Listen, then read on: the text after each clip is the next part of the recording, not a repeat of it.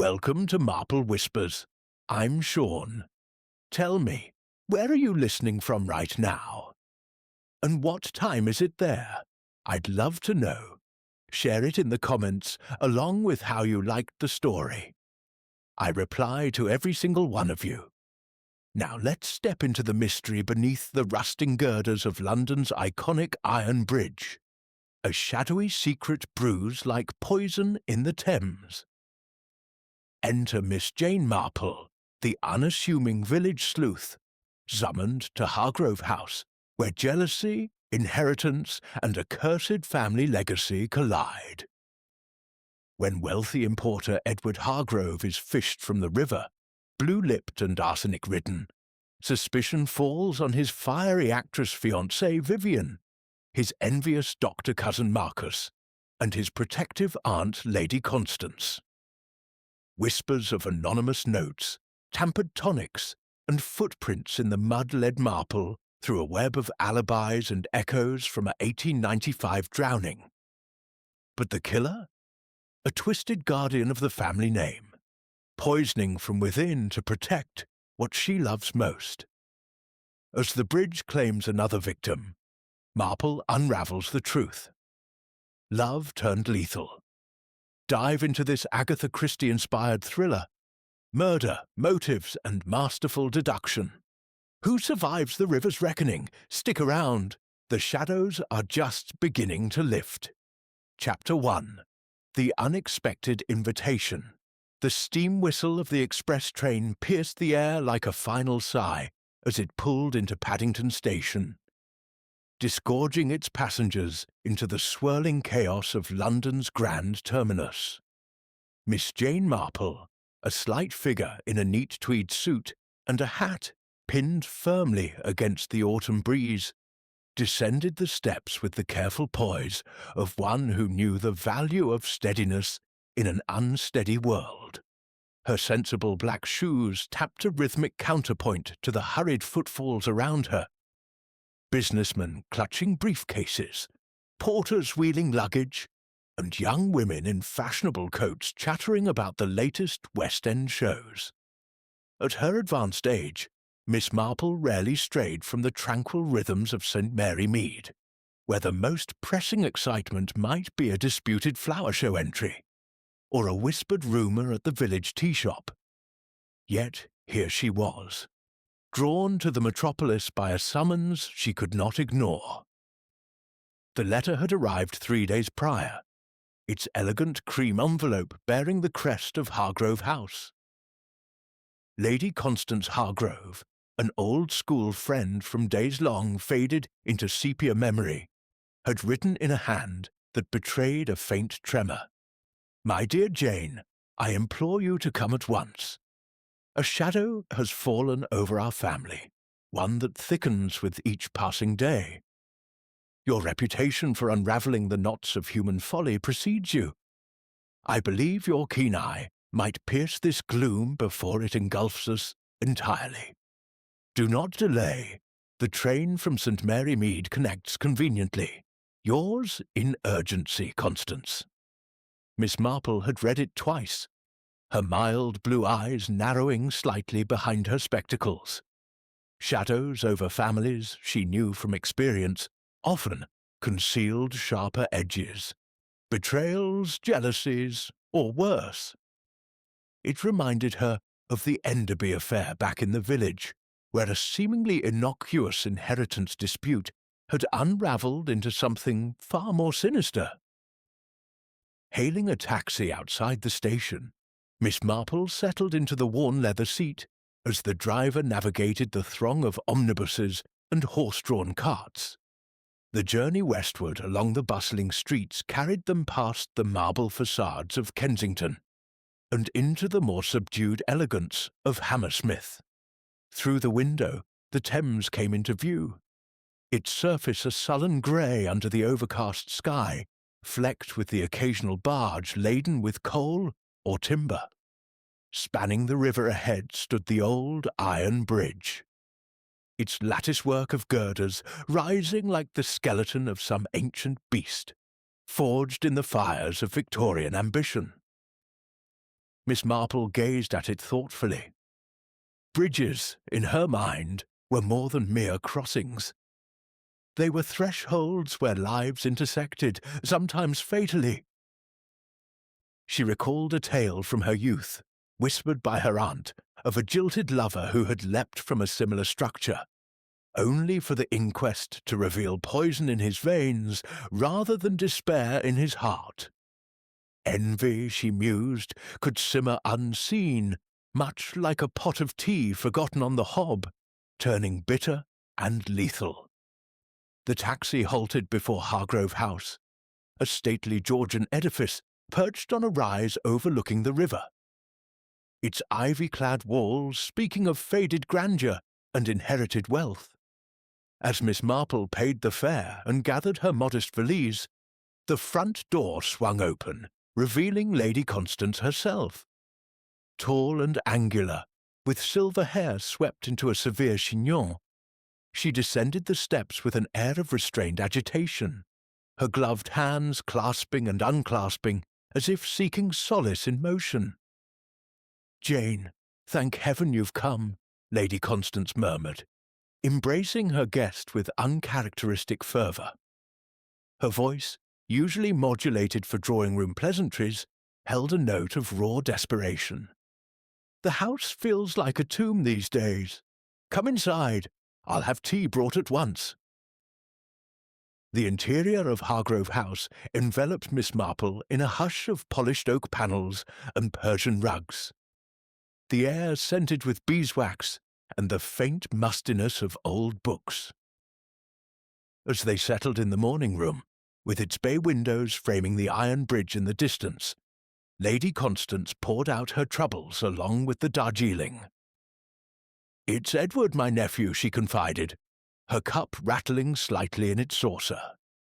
"He's the last of the Hargrove line, you see, a successful importer of spices and silks from the East, but he's fallen under the spell of this Vivian Slade. An actress, Jane, from one of those tawdry revue shows. Sharp as a stiletto, that one, with eyes that could charm the gold from a miser's purse. And now they're engaged. But there are whispers, threats even, anonymous notes slipped under doors, hinting at secrets from her past. Edward laughs it off, but I fear for him." Miss Marple nodded sympathetically, her knitting needles already clicking softly from her bag, a habit that often disguised her acute observations. The household, as Lady Constance described it, was a tapestry of tensions. Edward, robust and ambitious at 35, managed the family firm with a flair for exotic dealings. Vivian, his fiancée, brought a whirlwind of glamour and volatility, her laughter echoing through the halls like shattering crystal. Then there was Dr. Marcus Hale, Edward's cousin on the maternal side. A brooding physician with a practice in Harley Street, but a passion for botany that led him to cultivate rare herbs in the conservatory. "He collects specimens from India and beyond," Lady Constance added with a shiver. "Poisons disguised as remedies, if you ask me. Marcus has always envied Edward's position, though he'd deny it to his dying breath." As the afternoon waned, Miss Marple was introduced to the players in this domestic drama. Edward greeted her with hearty politeness, his handshake firm, but his eyes darting toward the window as if expecting a spectre. Vivian, arriving fashionably late, swept in with a rustle of silk, her red lips curving into a smile that didn't quite reach her calculating gaze. "Miss Marple, Constance has sung your praises as a veritable Sherlock in skirts. Do tell us about your village mysteries. I'm dying for a thrill." Her tone was light, but Miss Marple detected an undercurrent, like the faint bitterness in oversteeped tea. Dr. Hale appeared last, his lean frame clad in sombre tweeds, a faint aroma of earth and herbs clinging to him. "A pleasure, Miss Marple," he said, his voice low and measured. though his fingers toyed absently with a gold watch chain. Dinner that evening unfolded in the candlelit dining room, the long mahogany table laden with silver and crystal. Conversation flowed like the Thames outside, deceptively calm on the surface, but roiling beneath. Edward spoke animatedly of a recent shipment from Bombay, while Vivian interjected with witty anecdotes from the stage. Hale remained taciturn, his fork pausing mid-air, as glances, sharp as daggers, flickered across the table. Lady Constance, presiding at the head, watched them all with the anxious eye of a shepherd, sensing wolves among the flock. Miss Marple, sipping her soup, let her thoughts drift to parallels from St. Mary Mead. There was the case of young Miss Cartwright, engaged to a man far above her station, only for jealousy to poison the well, quite literally. Here, in this grand house by the river, she sensed a similar brew fermenting. As the meal concluded and the party retired, a chill wind rattled the windows, carrying the distant groan of the iron bridge. Little did Miss Marple suspect that beneath its shadowed arches, death was already plotting its entrance. Chapter 2. The Shadow on the Bridge. The morning fog rolled in from the Thames like a living entity, shrouding Hammersmith in a veil of pearl grey, mystery that softened the sharp edges of the city and muffled its ceaseless clamour. Miss Jane Marple, wrapped in her woolen shawl against the damp chill, had risen early. As was her habit, finding solace in the quiet hours before the household stirred. Hargrove House still slumbered behind her, its windows like sleepy eyes half closed against the dawn. She walked along the embankment path, her steps measured and deliberate, the gravel crunching faintly underfoot. The river whispered secrets to itself, lapping at the stone walls with a rhythmic persistence that reminded her of the brook in St. Mary Mead, where old Mrs. Fletcher had once confided a tale of hidden grievances bubbling up like underwater springs. Ahead, the iron bridge emerged from the mist, its massive arches curving upward in a symphony of Victorian engineering, rivets and beams etched with the patina of time and weather. It spanned the Thames with an air of immutable authority, a gateway between worlds, westward to the suburbs, eastward to the heart of empire. Miss Marple paused at the railing, gazing down at the swirling eddies below. Bridges, she reflected, were places of transition, often fraught with peril. In her village experience, the old stone bridge over the mill stream had witnessed more than one clandestine meeting, turned tragic, like the time young Tom Baker met his end after a rendezvous laced with deceit. She wondered idly if this iron sentinel held similar stories, its shadows concealing motives as dark as the water it oversaw. A lone fisherman stood nearby, his line cast into the depths, a weathered cap pulled low over his brow. He nodded curtly as she approached, his pipe sending lazy curls of smoke into the fog. "Mornin', miss," he grunted, reeling in slowly. "River's full of surprises today." Miss Marple smiled politely, her keen eyes noting the calluses on his hands and the faint tremor in his grip. Signs, perhaps, of a life spent battling currents both literal and figurative. She was about to inquire about the local law when a sharp cry rent the air, echoing off the bridge's girders like a gunshot in a cathedral. "Over here! Blimey, there's a body!" The shout came from a cluster of workmen repairing the embankment wall downstream. Miss Marple's heart quickened, though her expression remained composed. She hurried forward as best her age allowed, arriving just as the men hauled a sodden form from the murky shallows. Water streamed from the limp figure, pooling on the muddied bank. It was a man, dressed in evening attire, now ruined by the river's embrace, trousers sodden, shirt clinging like a second skin, face pallid and unnaturally still. His lips bore a bluish tint, and his eyes stared blankly at the shrouded sky. One of the workmen, a burly fellow with a moustache like a broom, knelt and felt for a pulse. "Dead as a doornail," he muttered, crossing himself. "Looks like he took a tumble from the bridge. Poor sod." The fisherman had joined them, his rod abandoned. "That's Mr. Hargrove, Edward Hargrove, from the big house up yonder. Saw him last night, pacing like a caged tiger."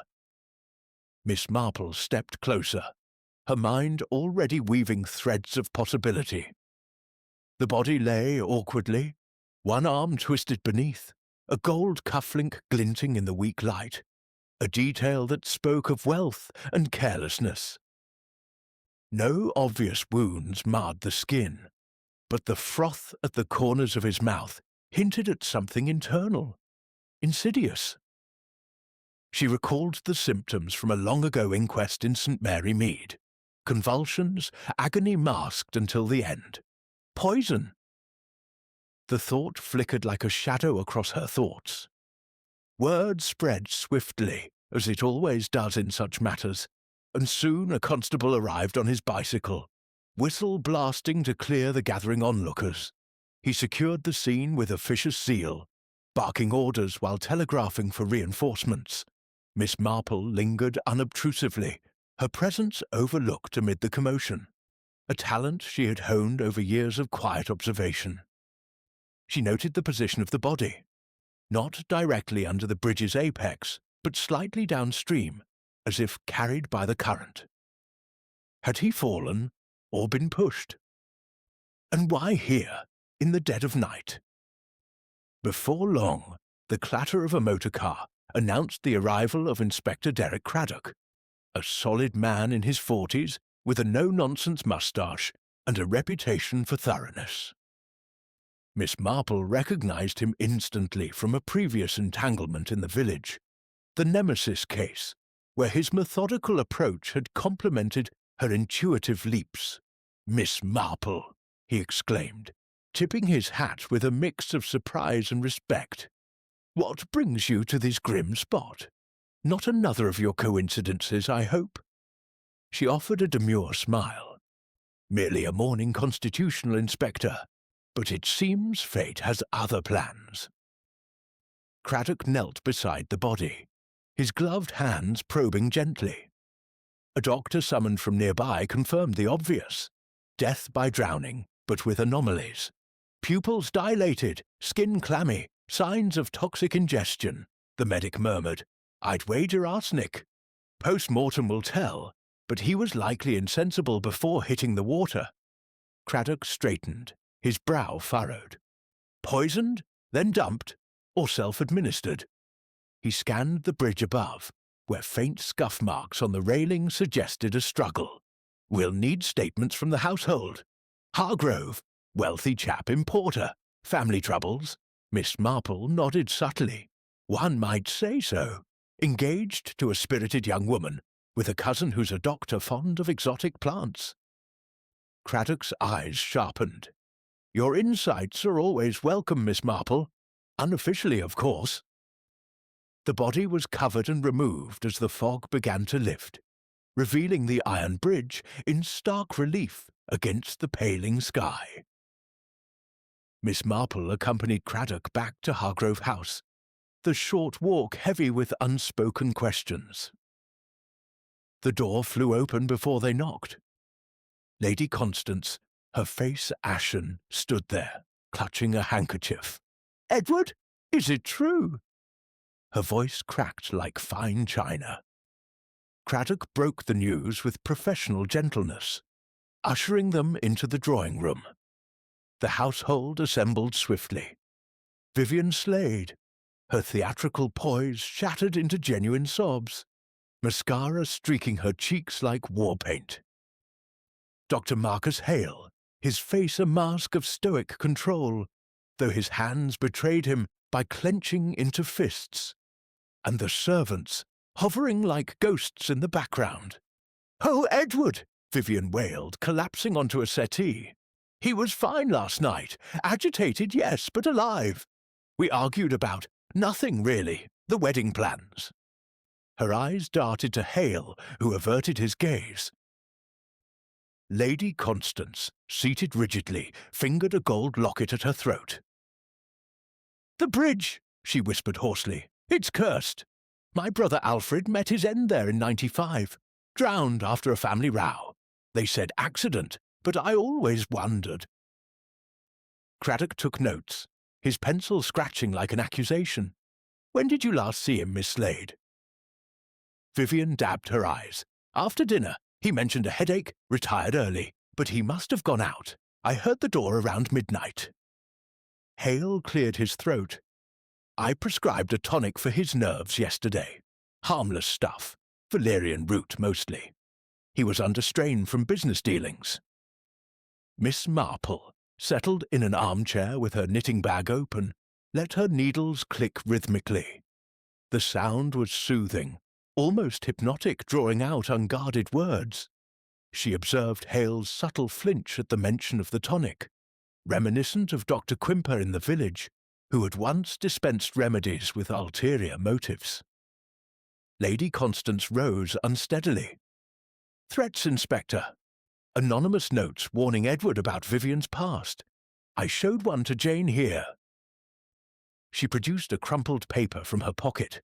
Scrawled in block letters, "Beware the actress's web. She spins poison." Craddock examined it closely. "We'll trace the handwriting. Anyone else receive such missives?" As denials murmured around the room, Miss Marple's thoughts turned to patterns.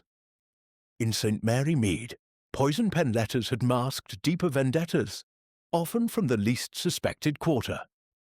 Here, the bridge cast its shadow not just over the river, but over hearts harbouring secrets. Vivian's dramatics rang a touch too rehearsed. Hale's composure hid a storm. Lady Constance's grief seemed laced with relief. And the fisherman, had he seen more than he admitted? Craddock wrapped up his initial queries, promising a full investigation. As he departed, Miss Marple remained, her mild gaze sweeping the room like a lighthouse beam. The air thickened with unspoken accusations, the Thames outside murmuring approval. Death had crossed the threshold, and beneath the iron bridge's watchful gaze, the unravelling had begun. What threads would pull loose next? She knitted on, each stitch a step closer to truth. Chapter 3. Whispers of Inheritance. The afternoon sun slanted through the tall, sash windows of Hargrove House, casting elongated shadows across the Persian carpets, like accusing fingers pointing toward hidden truths. Miss Jane Marple sat in a high-backed armchair in the drawing-room, her knitting needles moving with the steady precision of a metronome, each click a subtle punctuation to the unfolding drama. The air hung heavy with the scent of wilted lilies from a vase on the mantel, their drooping petals a poignant reminder of mortality. Inspector Craddock paced the room, his boots thudding softly on the floorboards as he prepared to conduct the formal interviews. The household had been summoned, their faces a gallery of strained composure. Lady Constance, rigid as a porcelain figurine. Vivian Slade, her eyes red-rimmed but alert. Dr. Marcus Hale, lounging against the bookcase with feigned nonchalance. And the servants, clustered in the doorway like wary spectators at a trial. Craddock cleared his throat, his voice cutting through the tension like a knife through silk. "We'll begin with the basics. Mr. Hargrove's death wasn't accidental. Poison confirmed by the lab. Arsenic, administered over time, culminating last night. Now, motives. I've requested the family solicitor join us." As if on cue, the door opened to admit Mr. Reginald Pettifer, a bespectacled man in a pinstriped suit, clutching a leather briefcase like a shield. He nodded gravely and took a seat at the writing desk, unfolding papers with meticulous care. The will, Pettifer intoned, adjusting his glasses, was drawn up 6 months ago, shortly after Mr. Hargrove's engagement. He read aloud in a dry, monotonous voice that nonetheless held the room captive. Edward's estate, substantial from the spice trade, included Hargrove House, investments in Eastern ventures, and a collection of rare artifacts. The bulk went to Vivian Slade, his fiancée, with provisions for her to inherit immediately upon marriage. A codicil, added recently, stipulated that should the union falter, Dr. Hale would receive a generous annuity and shares in the business. Lady Constance was bequeathed a life interest in the house and a modest allowance. Nothing for the servants, Pettifer concluded, save small bequests to loyal staff. A murmur rippled through the room. Vivian's hand flew to her throat, her diamond ring catching the light like a spark of greed. "He loved me," she whispered, though her tone carried a defensive edge. Hale's lips twisted into a thin smile, quickly suppressed. Lady Constance stared at the floor, her fingers twisting the locket chain until it bit into her skin. Miss Marple's needles paused momentarily. Inheritance, she knew from village precedents, often unearthed the rot beneath familial facades. Like the Bantry estate squabble, where an overlooked clause had ignited passions fiercer than any hearth fire. Craddock leaned forward, his eyes sharp as gimlets. "Miss Slade, this gives you quite the motive, especially if the engagement was rocky." Vivian straightened, her actress's poise resurfacing like a mask donned for the stage. "Rocky? We quarrelled, yes, over trifles. Edward accused me of flirting with Marcus here." She shot Hale a venomous glance. "But poison? I'd sooner claw his eyes out in a fit of passion than skulk about with vials. Ask anyone at the theatre. My tempers are public spectacles." Hale chuckled softly, a sound devoid of mirth. "Flirting? Hardly. Edward was paranoid, seeing rivals where none existed. As for the will, flattering, but I'd no hand in it." Craddock pressed. "Your medical knowledge, Doctor. Access to poisons?" Hale's eyes narrowed. "My practice deals in cures, not curses, though I do maintain an herbarium for research." He gestured toward the conservatory visible through French doors, its glass panes fogged with humidity. Intrigued, Miss Marple set aside her knitting. "Might I see it, Doctor? Botany fascinates me. Reminds me of my village gardener, Mr. Withers, who grew such exotic blooms." Hale hesitated, then led her and Craddock through the doors into a verdant sanctuary, alive with the hum of insects and the earthy tang of soil. Shelves lined with pots displayed a riot of foliage: spiky aloe from Africa, delicate orchids from the Amazon, and sinister vines from India. "Foxglove here," Hale explained, pointing to purple bells. "Source of digitalis for heart ailments, belladonna for pain, all potent, but therapeutic in measured doses." Miss Marple leaned closer to a cluster of dried leaves labelled arsenic weed, her expression innocent. "How intriguing! In St. Mary Mead, we had a case where a harmless tonic turned deadly through substitution. Nature's gifts can be double-edged, can't they?" Hale's hand steadied a pot unnecessarily. "Indeed, but Edward's tonic was simple: chamomile and valerian. No arsenic." Craddock jotted notes, his scepticism evident. As they returned to the drawing-room, the inspector turned to Lady Constance. "You disapproved of the match, ma'am?" She nodded stiffly. "Vivian is unsuitable, an actress with a checkered past. Edward deserved better." Vivian bristled. Checkered. Lies from those anonymous notes. The mention stirred Miss Marple's memory. She excused herself briefly, seeking out the maid Elsie in the kitchen, where the girl was polishing silver with furious energy. "You seem troubled, child," Miss Marple said gently, settling on a stool. Elsie glanced up, her cheeks flushed. "It's awful, miss. Master Edward. He received a note last night. Slipped under his door while we dined. I saw him read it, face going white as milk. Said something about meeting beneath the iron. Truth about V, it read. He crumpled it and went out alone after midnight."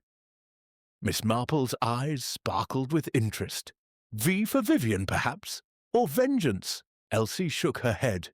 "Dunno, miss, but he argued with the doctor earlier, about money, I think, and her ladyship, she wept alone in her room." The maid's words painted a picture of fractured alliances, much like the Clements family feud in the village, where a forged letter had sown discord leading to ruin.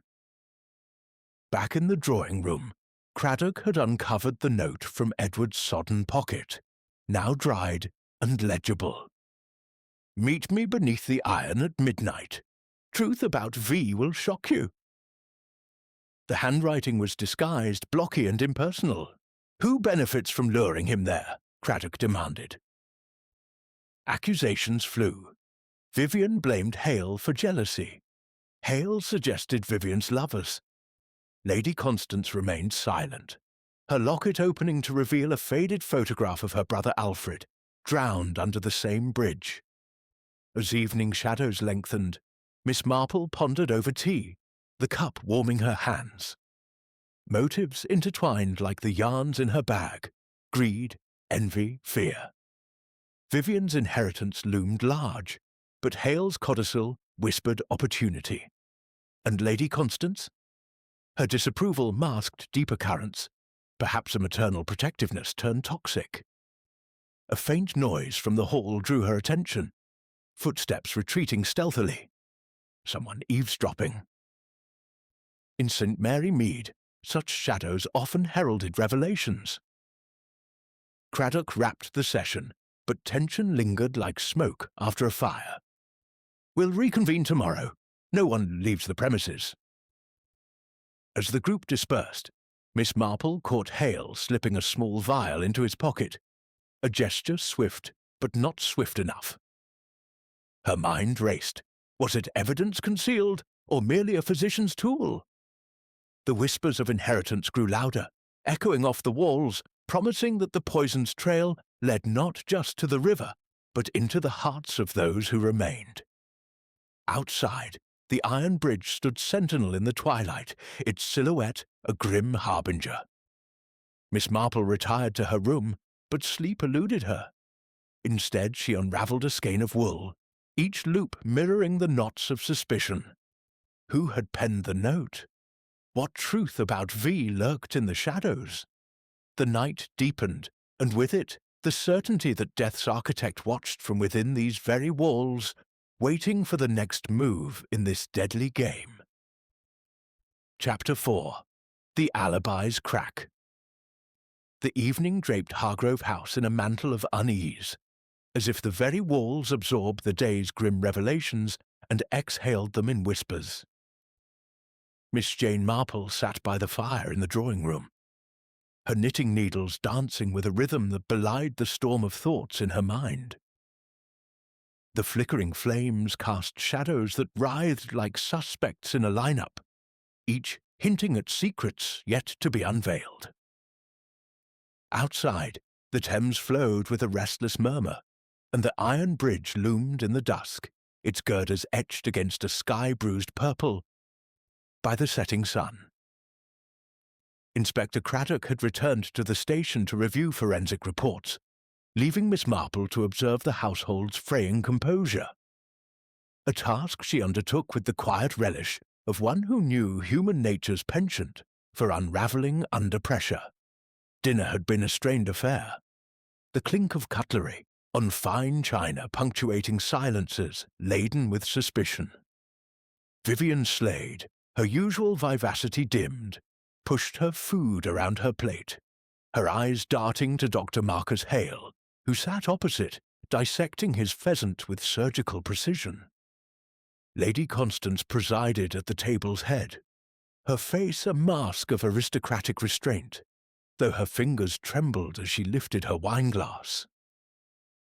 Miss Marple, ever the unobtrusive guest, noted these details as she sipped her consommé, her thoughts drifting to a St. Mary Mead dinner party, where a similar tension had preceded a confession of theft. Though here, she suspected, the stakes were far deadlier. After the meal, as the household dispersed, Miss Marple lingered in the hall, ostensibly to admire a portrait of Lady Constance's late brother Alfred, his stern gaze frozen above a starched collar. The resemblance to Edward was striking. Same square jaw, same intensity in the eyes. She recalled Lady Constance's whispered tale of Alfred's drowning beneath the iron bridge, an accident deemed suspicious by village gossips of the time. History, Miss Marple mused, had a way of circling back like a river's current, dragging old sins to the surface. Her reverie was broken by a soft tread on the stairs. Elsie, the maid, appeared, her apron askew, eyes wide with nervous energy. "Beg pardon, miss," she whispered, glancing over her shoulder. "I found something in Master Edward's room whilst tidying. Thought you should know, seeing as you're helping the inspector." She produced a small glass vial, stoppered with a cork, its label faded but legible. "Tonic, Dr. Hale." It was empty, save for a faint residue clinging to the glass. Miss Marple's fingers brushed the vial, her expression serene, but her mind alert. "Most interesting, Elsie. Was it hidden?" The maid nodded. "Under his pillow, miss. Odd place for medicine, ain't it?" Before Miss Marple could reply, a piercing scream shattered the quiet, echoing from the upper floor. She hurried toward the sound, Elsie trailing behind, and found Lady Constance in the corridor, clutching the banister, her face drained of colour. "It was in his room," she gasped. "Another note, like the one before." She held out a crumpled paper, its blocky script identical to the one found in Edward's pocket. "The bridge knows all. Beware the healer's hand." Craddock, summoned urgently, arrived within the hour, his overcoat damp from the evening mist. He examined the vial and note, his jaw tightening. "This tonic, arsenic traces, I'll wager. Labs confirmed the poison in Edward's system built up over weeks, not a single dose. Someone close had access." His gaze swept the assembled household, now gathered in the library, where bookshelves loomed like silent jurors. Vivian, perched on a velvet ottoman, clutched a handkerchief, her voice tremulous. "I swear I never touched his medicines. Edward asked me to fetch that vial from Marcus's study last week. He said it helped. His nerves." Hale, leaning against the fireplace, scoffed softly. "Convenient, Vivian. My tonics are harmless. Valerian and chamomile, as I've said. If it's tampered, look to those with grudges." His eyes flicked to Lady Constance, who stiffened. Craddock turned to Hale. "Your alibi for last night, Doctor. You were across town, yes?" Hale nodded, his voice smooth as polished wood. "Tending Mrs. Langley, a chronic patient. Left her at 11, back here by 1. My driver can confirm." Miss Marple, knitting quietly in a corner, tilted her head. "Mrs. Langley, you say? The widow with the heart condition? I recall a similar case in St. Mary Mead. A doctor's alibi hinging on a patient too frail to contradict. Curious, isn't it, how alibis can bend under scrutiny?" Her tone was mild, but Hale's fingers twitched, betraying a flicker of unease.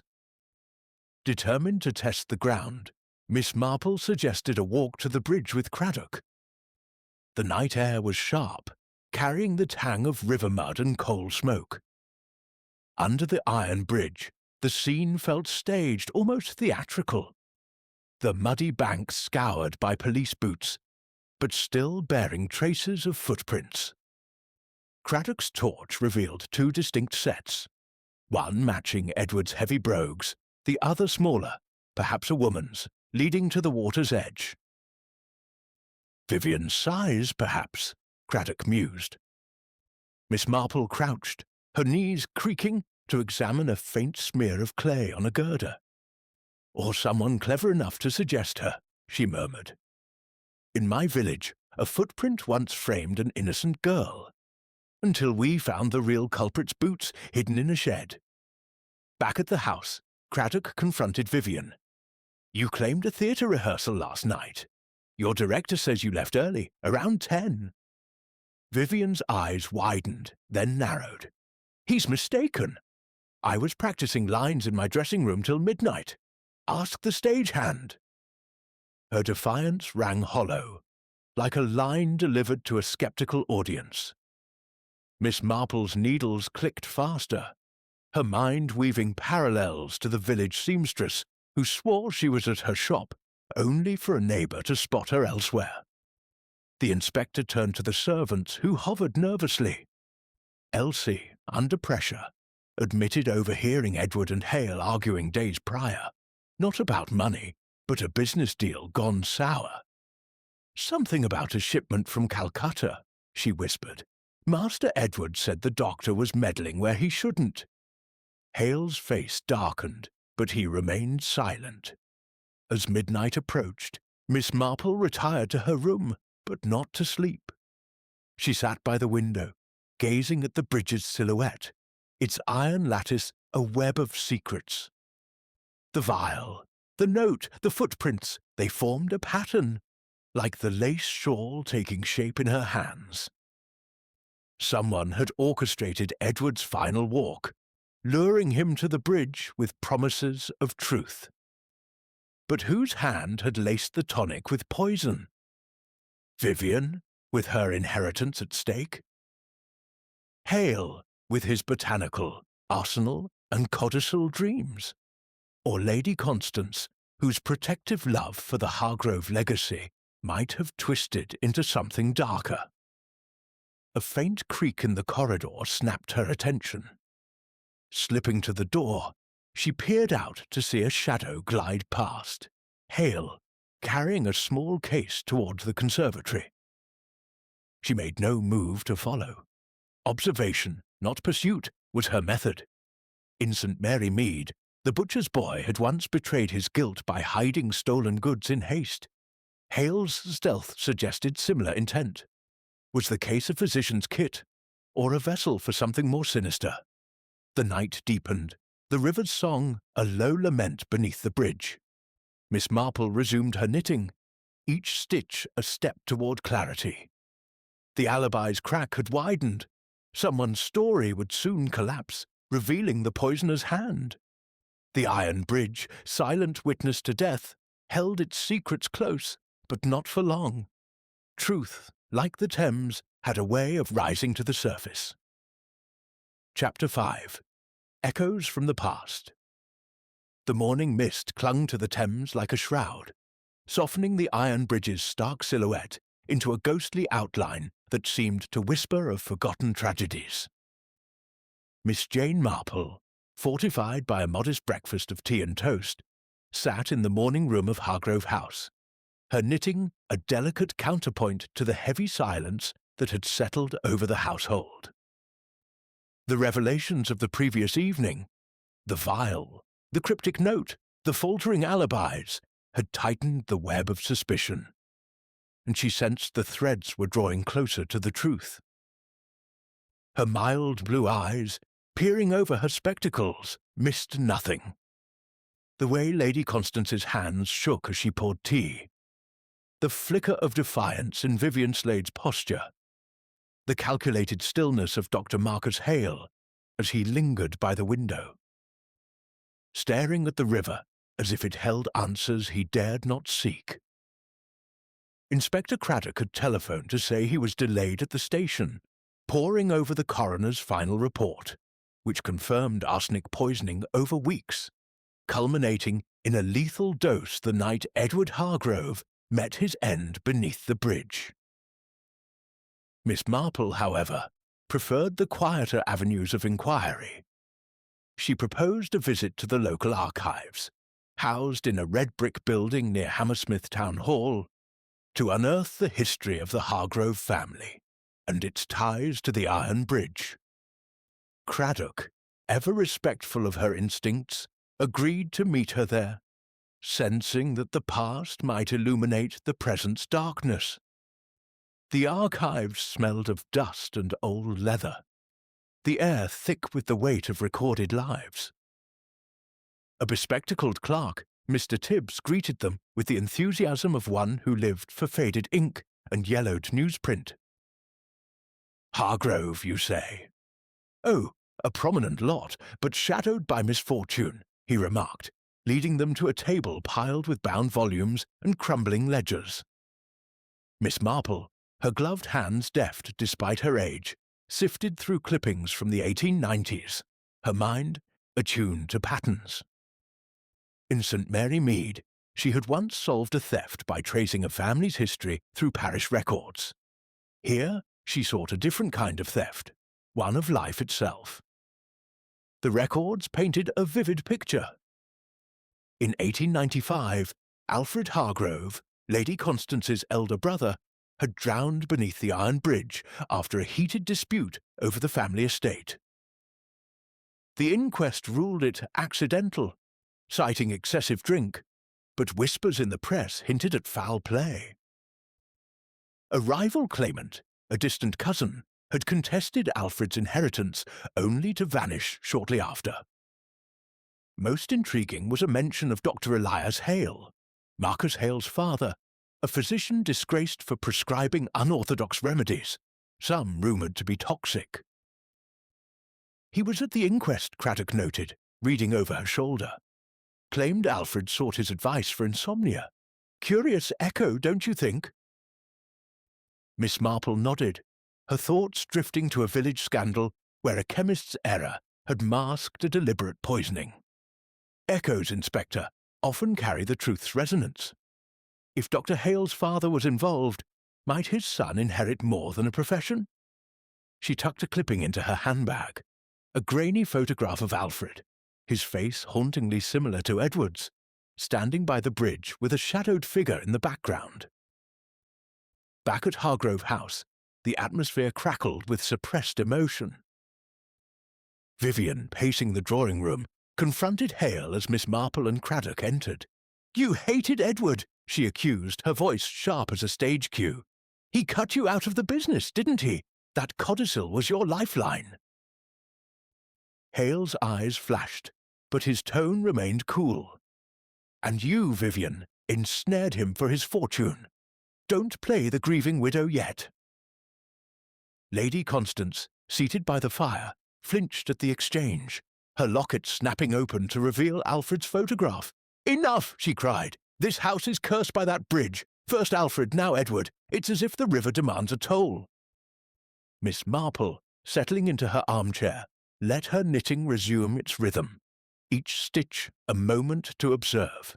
"Lady Constance," she said gently, "you mentioned Alfred's death. Was there suspicion of poison then?" Constance's lips trembled. "They said it was brandy, but I never believed it. He was strong, vital, until that actress came along. A siren, like Vivian, luring him to ruin."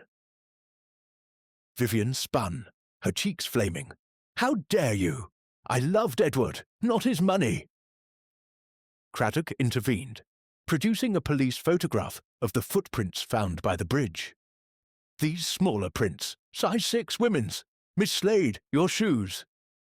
Vivian laughed bitterly. "Check my wardrobe, Inspector. I wear 7s. Someone's framing me." Miss Marple's eyes flickered to Lady Constance's feet, discreetly noting her petite slippers. In St. Mary Mead, a vicar's wife had once been caught by the size of her boots in a garden theft. Here, Footwear might betray more than carelessness. The inspector turned to Hale. "Your father's disgrace, Doctor, linked to poisons. Any family recipes passed down?" Hale's jaw tightened. "My father was a victim of slander. I deal in science, not superstition." Yet his fingers brushed the watch chain. A nervous tell Miss Marple had seen in the village grocer, who lied about his accounts. As evening approached, Miss Marple requested a private word with Elsie in the pantry, where the maid was arranging preserves. "You mentioned an argument about a Calcutta shipment," Miss Marple prompted, her tone as soothing as chamomile. Elsie hesitated, then whispered, "I miss. Master Edward was cross. Said the doctor was poking into his trade contacts, trying to undercut a deal.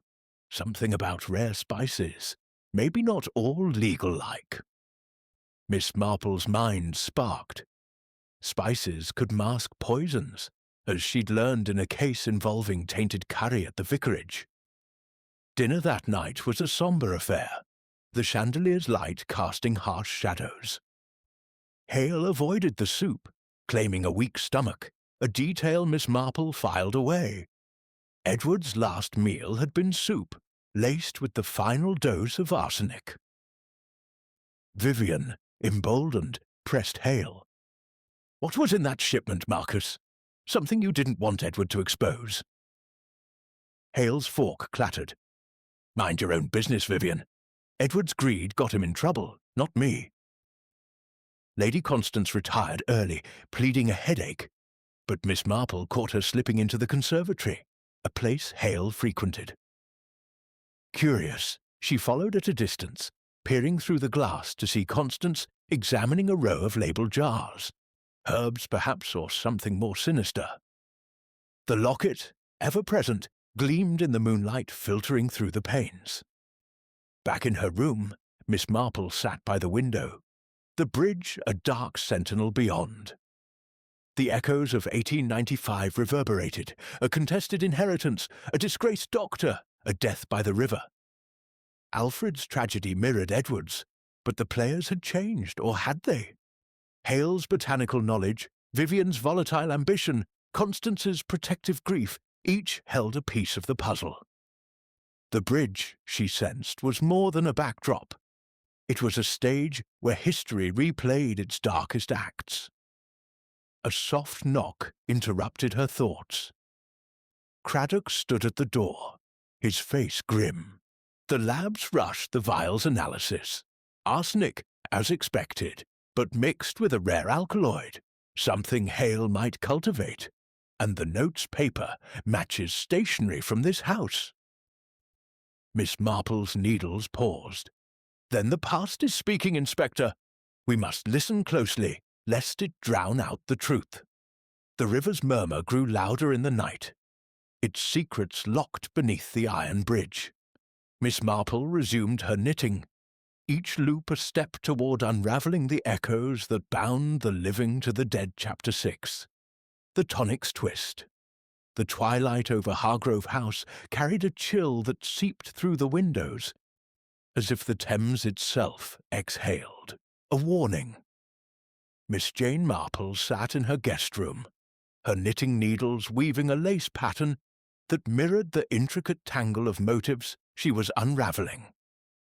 The revelations of the day, Alfred Hargrove's suspicious death in 1895, the arsenic-laced vial, the cryptic notes, had tightened the noose of suspicion around the household. The iron bridge, looming beyond the window, stood as a silent accomplice, its shadows concealing truths that Miss Marple was determined to bring to light. Her mind, sharp as the needles in her hands, recalled a St. Mary Mead poisoning case, where a seemingly innocuous cordial had masked a deadly intent. Here, the tonic prescribed by Dr. Marcus Hale seemed to hold a similar secret. Dinner that evening was a tense tableau, the dining room's chandelier casting a harsh glow over the assembled faces. Vivian Slade, her usual theatrical flair subdued, toyed with her napkin, her eyes darting between her plate and Dr. Hale, who sat with the precision of a man accustomed to scrutiny. Lady Constance, at the table's head, sipped her wine with a trembling hand, her locket gleaming like a talisman against the gathering storm. Miss Marple, ever the observer, noted a peculiar detail.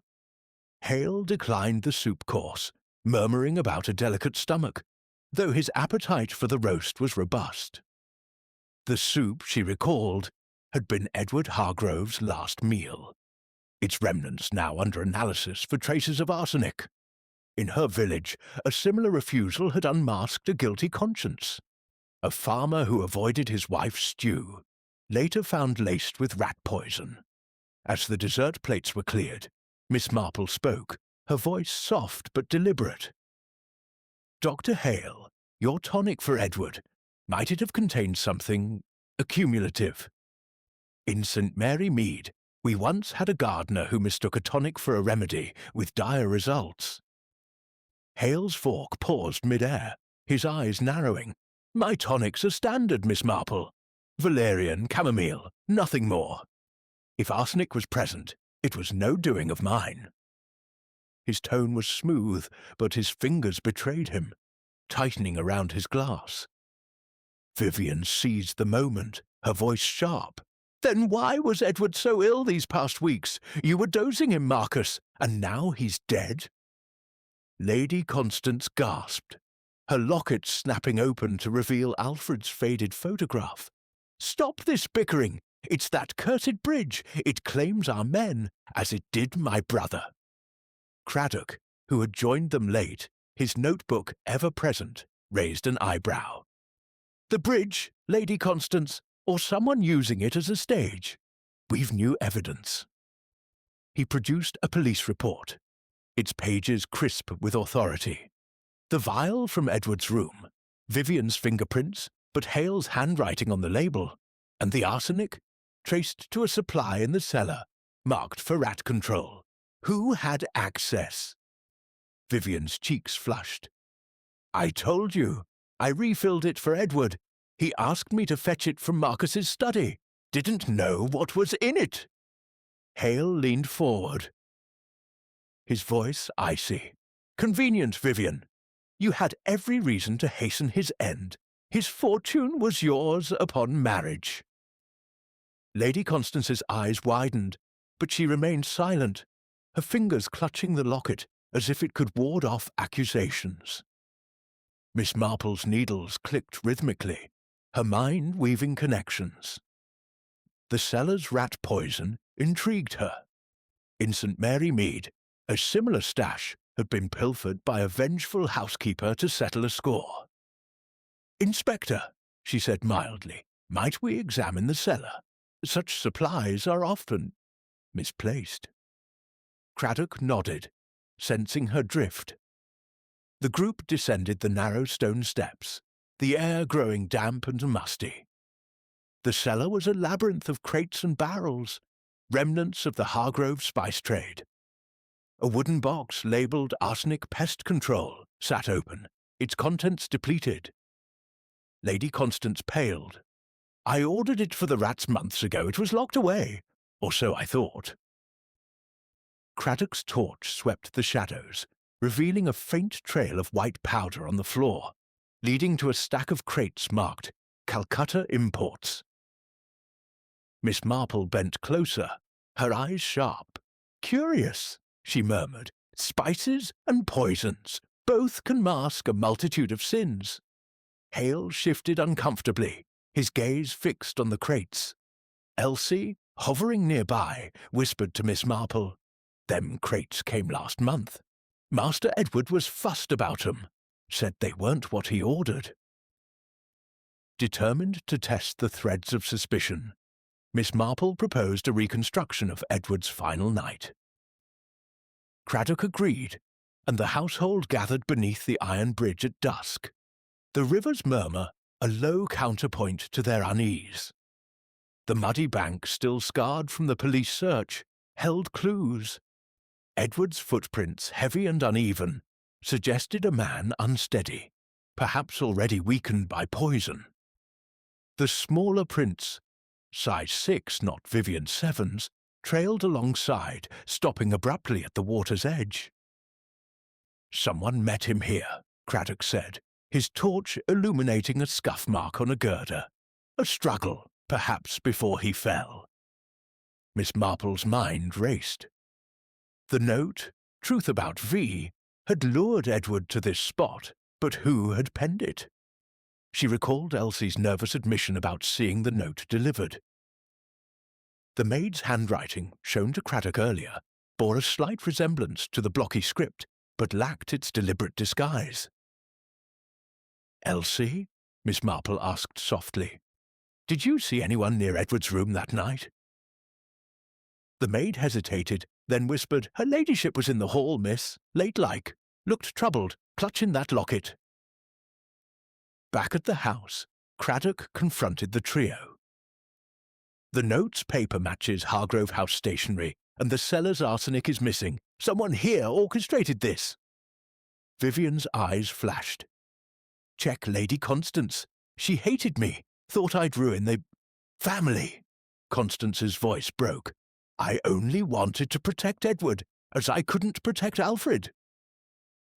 Hale remained silent, his fingers tracing the watch chain, a gesture Miss Marple now recognized as a shield against scrutiny. As the group dispersed, Miss Marple lingered, her thoughts circling the tonic's twist. The arsenic had accumulated, suggesting a slow, deliberate poisoning, but the final dose, delivered via soup, pointed to a calculated crescendo. In St. Mary Mead, a spinster had once poisoned her rival's tea, not for love, but to preserve a legacy. Here, the motive felt similar, a family's honour, warped by time and loss. Lady Constance's obsession with Alfred's death, Hale's botanical expertise, Vivian's precarious position as an outsider, all were threads in a tapestry of deceit. A faint noise from the conservatory drew her attention. Peering through the glass, she saw Hale inspecting a jar labelled aconitum, monkshood, a deadly plant she'd read about in a village herbalist's book. His movements were furtive, like the poacher caught in St. Mary Mead's woods. She made no move to confront him. Observation, not accusation, was her method. The night deepened, the iron bridge a silent sentinel beyond. Miss Marple resumed her knitting, each stitch a step toward clarity. The tonic's twist had revealed a poisoner's patience, but the bridge's shadow held the final clue. Who had stood with Edward in his last moments, and why? The truth, she sensed, was as close as the river's next tide, ready to break free. Chapter 7.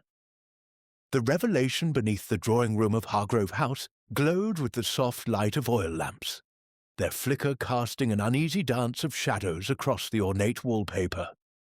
Miss Jane Marple sat in her customary armchair, her knitting needles idle for once, folded neatly in her lap as she surveyed the gathered household with the serene intensity of a village gossip unmasking a scandal. The air was thick with anticipation, as if the very walls held their breath, awaiting the unravelling of the mystery that had coiled around Edward Hargrove's death. Inspector Craddock stood by the fireplace, his broad shoulders squared, his notebook tucked away, signalling that this was no ordinary interview but a denouement. The iron bridge, visible through the window, loomed in the twilight, its girders a grim reminder of the tragedy it had witnessed. Vivian Slade perched on a velvet settee, her hands twisting a lace handkerchief, her eyes darting with a mix of defiance and dread. Dr. Marcus Hale leaned against a bookcase, his face a mask of controlled indifference, though his fingers betrayed him, fidgeting with his watch chain. Lady Constance sat rigid, her locket clutched tightly, as if it could shield her from the truth about to unfold. Miss Marple's voice, soft yet piercing, broke the silence. It's a curious thing, isn't it, how patterns repeat? In St. Mary Mead, I once knew a woman, Miss Travers, a spinster of impeccable reputation, who poisoned her rival's suitor, not for love, but to preserve a family's honour. She thought it a noble act, but murder, however dressed, is never noble. Her eyes, mild but unyielding, swept the room, lingering on each face. Edward Hargrove's death, I believe, follows a similar thread. A legacy defended, a betrayal concealed, all under the shadow of that iron bridge. Craddock nodded, his expression grim. We've pieced together the evidence. The arsenic in Edward's system, administered over weeks, came from the cellar's rat poison. The tonic vial, labelled by Dr. Hale, bore Miss Slade's fingerprints. The note luring Edward to the bridge, Truth About V, was written on Hargrove House stationery. And those footprints, size 6, suggest a woman's presence at the scene. But the question remains, who wove these threads into a noose? Vivian's voice cracked like a whip. Not me! I loved Edward, whatever Constance thinks. I fetched his tonic, yes, but I didn't poison it. Hale's lips curled slightly. And yet, Vivian, your inheritance depended on his death before any doubts could cancel the wedding. Lady Constance's eyes flashed. Enough! You both sullied his name, Vivian with her scheming, Marcus with your envious meddling in his business. Miss Marple raised a hand, her gesture as gentle as a vicar, calming a congregation. Let us consider the facts, not the passions. The tonic was tampered, but slowly. Arsenic built up, weakening Edward until the final dose in his soup sent him staggering to the bridge. The note, carefully crafted, ensured he'd go alone, expecting revelations about V. But what if V was not Vivian, but vengeance, a motive rooted in the past? Her gaze settled on Lady Constance, whose breath caught audibly. Craddock stepped forward, producing a folded paper from his pocket. We tested the note's ink. It matches a bottle in the study, accessible to all but used most often by Lady Constance for her correspondence. And the footprints, size 6 matching your slippers, not Miss Slade's. Constance's face drained of colour, her locket falling from her grasp to clatter on the floor. No, she whispered, I only wanted to protect him. Miss Marple's voice softened, but her words were relentless. Protect him, Lady Constance, as you tried to protect your brother Alfred. The archives told us much. His death in 1895 beneath the same bridge was no accident. Poison was suspected, though never proven. You blamed an actress then, just as you blamed Vivian now. But it was you, wasn't it? You who ensured Edward's tonic carried death, drop by drop, to keep the Hargrove legacy from falling into hands you deemed unworthy. The room froze, as if time itself had paused to witness the accusation. Vivian gasped, her hand flying to her mouth. Hale's composure cracked, his eyes narrowing. Constance? You? Lady Constance rose, her voice trembling but defiant. He was weak like Alfred, ensnared by a gold-digger who'd ruin us. I warned him, wrote that note to expose Vivian's past, but he wouldn't listen, so I acted. The arsenic was for rats, but it served a higher purpose, to save our name. Craddock's tone was steely. You poisoned his tonic, Lady Constance, and lured him to the bridge, knowing he was too weak to resist the final dose. Did you push him, or let the river take him? Constance's eyes filled with tears. He stumbled, dizzy from the poison. I only meant to confront him, to make him see reason. But the bridge, it claims its own. Miss Marple sighed, her needles resuming their quiet dance. In St. Mary Mead we had a saying, the heart's poison is deadlier than any vial. You loved Edward as a son, Lady Constance, but your love twisted into obsession. just as it did for Alfred. The note was a lure, the footprints yours, the arsenic a tool of your despair. Vivian and Dr. Hale were pawns in your tragedy, their quarrels a convenient distraction. Evidence mounted like stones in a cairn. The cellar's missing arsenic, traced to Constance's orders. The locket's photograph, a constant reminder of her brother's loss. The stationery, her preferred brand. Craddock produced a final piece. A ledger from the cellar, showing Constance's signature on the arsenic purchase, dated weeks before Edward's symptoms began. Hale's tonics, though suspicious, were merely a vehicle. Vivian's fingerprints, a red herring born of her innocent errand. Vivian sobbed, her defiance crumbling. I thought it was Marcus, or jealousy over the will. Hale, pale, shook his head. I envied Edward, yes, but I'd never kill. My father's disgrace taught me caution, not crime. Miss Marple nodded, her thoughts drifting to a village widow who hid her guilt behind tears, much as Constance now tried to hide behind maternal duty. Craddock stepped forward, his voice formal. Lady Constance Hargrove, you're under arrest for the murder of Edward Hargrove. As he led her away, her shoulders slumped, the locket left behind on the floor, its clasp broken like her resolve. The bridge outside stood silent, its iron lattice a mute witness to justice served. Miss Marple gathered her knitting, her heart heavy but her mind clear. The revelation beneath the bridge had closed one chapter, but the river's secrets lingered, as they always did. She thought of St. Mary Mead, where truth often hid in plain sight, waiting for a quiet observer to draw it forth. Here, in the shadow of London's iron, the pattern was complete, woven from love, loss, and lethal intent. Chapter 8. The River's Reckoning. The dawn broke over Hargrove House with a hesitant light, as if the sun itself were reluctant to illuminate the aftermath of the previous night's revelations. The Thames flowed steadily beyond the iron bridge, its waters catching the pale rays in a shimmer that belied the darkness it had concealed. Miss Jane Marple stood at her guest-room window, her knitting folded neatly in her valise, her gaze fixed on the bridge's silhouette. A stark reminder of the tragedies it had framed. From Alfred Hargrove's drowning in 1895 to Edward's poisoned fall. The house was quiet now, the storm of accusations having subsided, but the air held a lingering weight, as if the walls mourned the betrayal they had witnessed. Lady Constance's confession had unravelled the mystery, yet Miss Marple felt the familiar pang of melancholy that came with exposing human frailty. In St. Mary Mead, such resolutions often left a village subdued.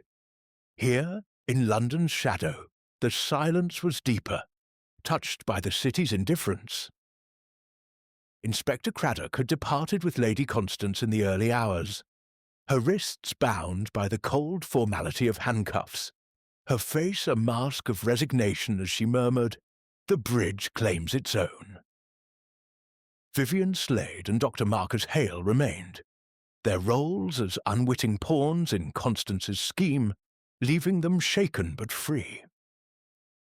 Miss Marple, preparing to return to her quiet village, lingered to tie the final threads of the case, her mind sifting through the nuances that lingered like sediment in the river's depths. She recalled a St. Mary Mead widow who, after a similar unmasking, had wept not for her crime, but for the love that drove it, a parallel to Constance's twisted devotion. As she joined the household for a subdued breakfast, the dining room felt cavernous without its matriarch. Vivian, her eyes hollow from sleeplessness, stirred her tea absently, her usual vibrancy dulled.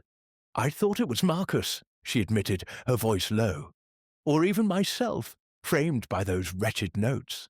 But Constance, she seemed so frail, so proper." Hale, seated across, nodded grimly. She fooled us all. My father's disgrace taught me to suspect ambition, not loyalty. I never saw her desperation. Miss Marple, sipping her tea, observed their shared relief, tinged with guilt. In her village, such moments often revealed the humanity beneath suspicion, like the time a poacher's confession reconciled a feuding family. Craddock returned mid-morning, his expression weary but satisfied. "Lady Constance is at the station, cooperating fully," he announced, settling into a chair with a cup of coffee.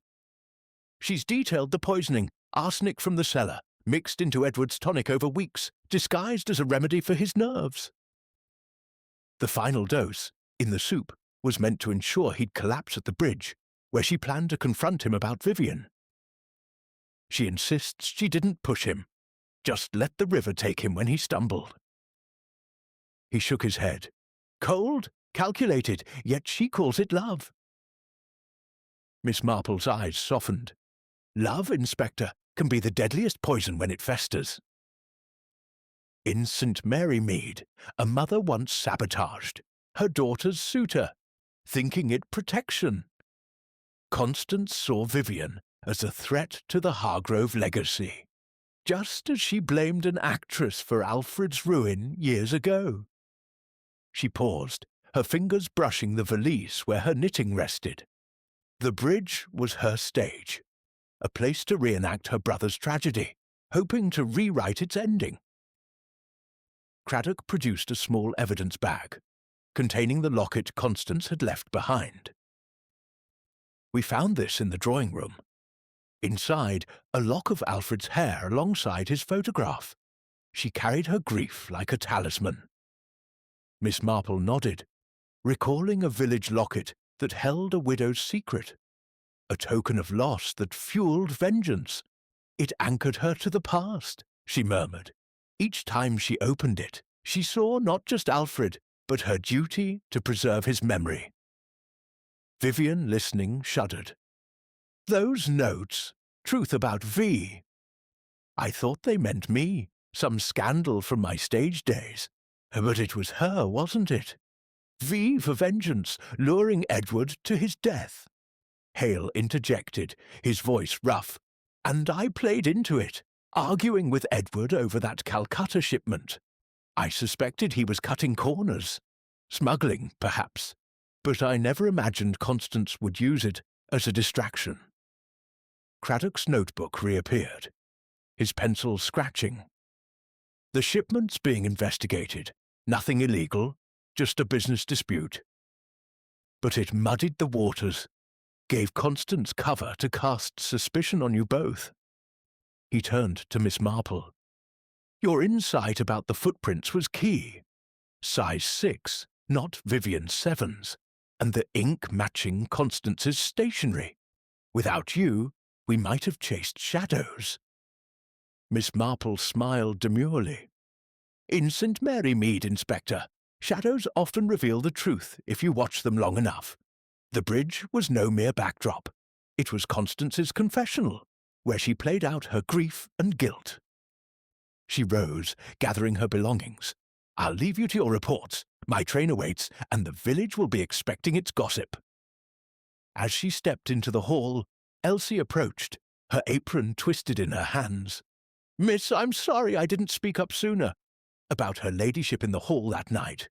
I was frightened." Miss Marple patted her arm. "Fear clouds judgment, child, but truth finds a way. You did well to trust your instincts." Elsie's eyes brimmed with gratitude, a mirror to the village girls who confided in Miss Marple over tea and secrets. The taxi to Paddington rattled along the embankment, the iron bridge receding into the mist. Miss Marple gazed at it one last time, its girders a testament to endurance and tragedy. The river below flowed on, indifferent to the lives it touched, much like the brook in St. Mary Mead that carried away the village's sorrows. She thought of Constance, now facing justice, her love for Edward warped into a lethal obsession, and of Vivian and Hale, freed but forever marked by the shadow of suspicion back in St. Mary Mead, as she settled into her cottage with its familiar rose trellis and crackling hearth, Miss Marple unpacked her knitting and her memories. The Hargrove case, like so many before, was a tapestry of human failings, greed, envy, love turned sour. She wrote a letter to her nephew Raymond, recounting the affair in her neat looping script, knowing he'd find it delightfully Gothic. But to her, it was simply another thread in the endless weave of human nature, as predictable as it was poignant.